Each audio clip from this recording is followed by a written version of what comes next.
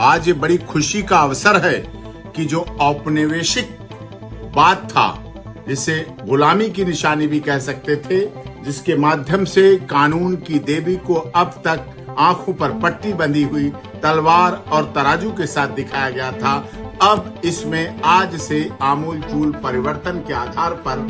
अब हमारी कानून की देवी के हाथ में संविधान होगा, जो हमारे देश की जरूरत है। और आंखों पर पट्टी खुली होगी, दिख रही होगी, सब कुछ दिखेगा, क्या सत्य है क्या झूठ है, और सब कुछ दिखते हुए कानून का जो तराजू है वो तराजू सच्चाई सत्यता का न्याय कर सकेगा। और वास्तव में तब सिद्ध हो पाएगा कि सत्यासत्य मध्ये सर्वदा सत्यमेव जयते, और साथ में न्याय मम धर्म और धर्मो रक्षति रक्षिता का ये महामंत्र पूरा हो पाएगा। और अनुस्मरण दोतकम के उद्घोष के साथ ये कानून की देवी अब निश्चित तौर पर हमारे देश की न्यायपालिका के लिए, न्याय पद्धति के लिए सब कुछ सर्वथा सबको access to justice for all न्याय मिलते हुए दिखेगा। और न्याय भी संविधान के अनुसार मिलेगा। जिस संविधान की बात पर कई बार पक्ष और प्रतिपक्ष में सवाल या निशान लगते थे, अब कानून की देवी के हाथ में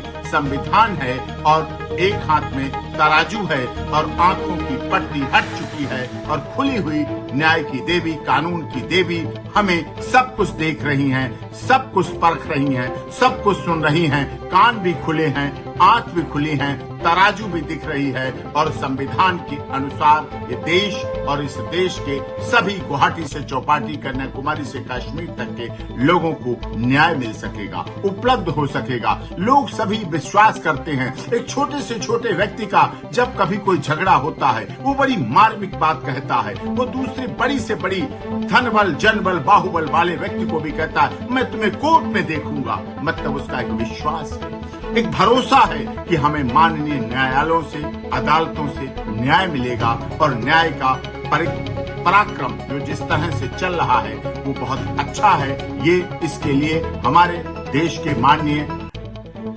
chief justice of India supreme court के DY चंद्रचूड़ साहब बधाई के पात्र हैं कि 78 साल बाद ही सही, लेकिन देर से लिया गया ही सही, लेकिन निर्णय बहुत अच्छा है, बहुत अच्छा है। और इस देश के सभी लोगों को खुश देगा, खुशी के साथ न्याय की पराकाष्ठा को बहुत ऊंचाई पे ले जाएगा। और जो लोग अभी तक कहते थे न्याय की देवी कानून अंधा होता है, पट्टी बंधी हुई, अब ये कहना भी खत्म होगा। कानून अंधा तब भी नहीं था, तब भी ये पट्टी इसलिए थी कि कोई धनबल, जनबल, बाहु वाला व्यक्ति अदालत पर दबाव न डाल सके, इसीलिए उस समय तलवार थी और आंखों पे पट्टी बंधी।